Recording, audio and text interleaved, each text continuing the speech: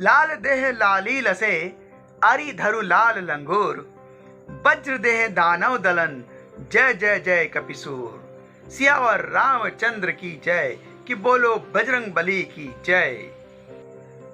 नमस्कार दोस्तों, मैं हूं आशीष और आज है 27 अप्रैल 2021, दिन पूर्णिमा। महावीर हनुमान जी की जन्मोत्सव मनाने के लिए हम सब आतुर हैं। आप सभी को हनुमान जन्मोत्सव की बहुत बहुत शुभकामनाएं। भगवान हनुमान जी आपको बल, बुद्धि, विद्या और विवेक दें और आपके सारे क्लेश विकारों को दूर करें।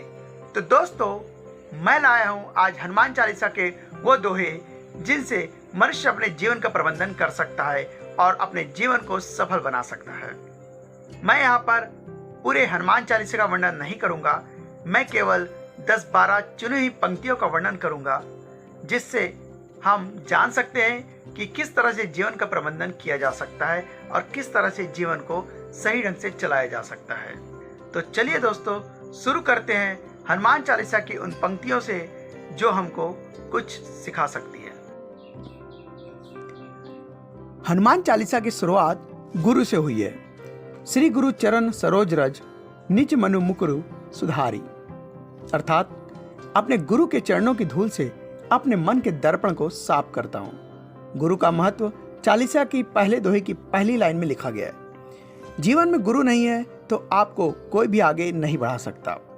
गुरु ही आपको सही रास्ता दिखा सकते हैं। इसलिए तुलसीदास जी ने लिखा है कि गुरु के चरणों की धूल से मन के दर्पण को साफ करता हूं। आज के दौर में गुरु हमारा मेंटोर भी हो सकता है, बॉस भी। माता पिता को पहला गुरु कहा ही गया है। समझने वाली बात यह है कि गुरु अर्थात हर वो व्यक्ति जिससे तुम कुछ सीख सकते हो, उनका सम्मान करना जरूरी है। अगर तरक्की की राह पर आगे बढ़ना है तो विनम्रता के साथ इनका सम्मान करें। पहनावे का रखे ख्याल। कंचन बरन विराज सुवेसा, कानन कुंडल कुंचित केसा। अर्थात हनुमान जी के शरीर का रंग सोने की तरह चमकीला है।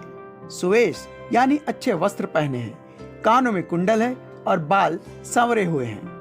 आज के दौर में व्यक्ति की तरक्की इस बात पर भी निर्भर करती है कि वह रहता और दिखता कैसे है। पहला प्रभाव अच्छा होना चाहिए, जिसे हम फर्स्ट इंप्रेशन कहते हैं। अगर कोई व्यक्ति बहुत गुणवान भी है लेकिन उसका रहन सहन, पहनावा अच्छा नहीं है तो ये बात व्यक्ति के कैरियर को प्रभावित कर सकती है। सिर्फ डिग्री से काम नहीं चलता। विद्यावान गुणी अति चातुर, राम काज करीबे को आतुर। अर्थात हनुमान जी विद्यावान हैं, गुणों की खान है, चतुर भी हैं। राम के कार्य को करने के लिए सदैव आतुर अर्थात तैयार रहते हैं। विद्या हासिल करने के साथ साथ अपने गुणों को भी बढ़ाना पड़ता है। बुद्धि में चतुराई लानी पड़ती है। हनुमान जी में ये तीनों गुण हैं। वे सूर्य के शिष्य हैं, गुणी भी हैं और चतुर भी। साथ ही साथ अपने कार्य को करने के लिए सदैव तत्पर रहते हैं। अच्छा श्रोता बने। प्रभु चरित्र सुनिबे को रसिया, राम लखन सीता मन बसिया। अर्थात हनुमान जी रामचरित यानी राम की कथा सुनने में रसिक हैं, यानी कि रस लेकर सुनते हैं। राम, लक्ष्मण और सीता जी तीनों ही हनुमान जी के मन में वास करते हैं। जो व्यक्ति की प्रायोरिटी है, जो काम है, उसे लेकर सिर्फ बोलने में नहीं, सुनने में भी व्यक्ति को रस आना चाहिए। संबंधित विषय के बारे में कुछ कहने से पहले उसके बारे में विस्तार से जानना जरूरी है और यह तभी संभव है जब हम सामने वाले की बात को ध्यान से सुनें। दोस्तों, कहाँ कैसे व्यवहार करना है, ये ज्ञान होना भी बहुत जरूरी है। सूक्ष्म रूप धरी स्यहि दिखावा, विकट रूप धरी लंक जरावा। अर्थात हनुमान जी ने अशोक वाटिका में सीता को अपने छोटे रूप में दर्शन दिए और लंका जलाते समय हनुमान जी ने अपना विशाल रूप धारण कर लिया। व्यक्ति को कब, कहां, किसके सामने अपने आप को कैसे पेश करना है, किस परिस्थिति में खुद का व्यवहार कैसे रखना है, ये कला हनुमान जी से सीखी जा सकती है। क्योंकि अक्सर लोग ये तय ही नहीं कर पाते कि उन्हें कब, किसके सामने कैसे दिखना है। श्रेष्ठ कूटनीतिज्ञ। तुम उपकार सुग्रीवहि कीन्हा, राम मिलाए राजपद दीन्हा।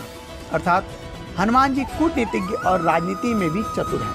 कब किसको किससे मिलवाकर श्रेष्ठ कार्य संपन्न हो सकता है, ये भी वो जानते हैं। एक और जहाँ सुग्रीव को राम से मिलवाकर सुग्रीव को राजपद पुनः प्राप्त करने में सहायता की, वहीं दूसरी ओर सुग्रीव द्वारा राम के कार्य को भी सफलतापूर्वक पूर्ण करवाया और सीता जी की खोज संभव हुई। अच्छे सलाहकार बने। तुमरो मंत्र विभीषण माना, लंकेश्वर भय सब जग जाना। अर्थात विभीषण ने हनुमान जी की सलाह मानी और वे लंका के राजा बने, ये सारी दुनिया जानती है। हनुमान जी सीता की खोज में गए तो वहां विभीषण से मिले। विभीषण को राम भक्त के रूप में देखकर उन्हें राम से मिलने की सलाह दे दी। विभीषण ने भी समय आने पर उस सलाह को माना और रावण के मरने के बाद वे राम द्वारा लंका के राजा बनाए गए। किसको कहां और क्या सलाह देनी चाहिए, इसी समझ बहुत आवश्यक है। सही समय पर सही इंसान को दी गई सलाह न सिर्फ उसका फायदा करती है, बल्कि कई बार ये पूरे समाज का फायदा भी कर देती है। और अंत में आत्मविश्वास की कमी ना होने दे। प्रभु मुद्रिका मेली मुख माही, जलधि लांघ ही गए अचरज नाही। हनुमान जी ने राम नाम की अंगूठी को अपने मुख में रखकर समुद्र को लांघ लिया, इसमें कोई आश्चर्य नहीं। अगर किसी व्यक्ति में खुद पर और अपने परमात्मा पर पूरा भरोसा है तो वह कोई भी मुश्किल से मुश्किल कार्य को आसानी से पूरा कर सकते हैं। आज के युवाओं में एक बहुत बड़ी कमी यह है कि उनका भरोसा बहुत जल्दी टूट जाता है। आत्मविश्वास की कमी ना होने दें। प्रतिस्पर्धा के इस दौर में आत्मविश्वास की कमी होना बहुत ही खतरनाक होता है, इसलिए खुद पर पूरा भरोसा रखें।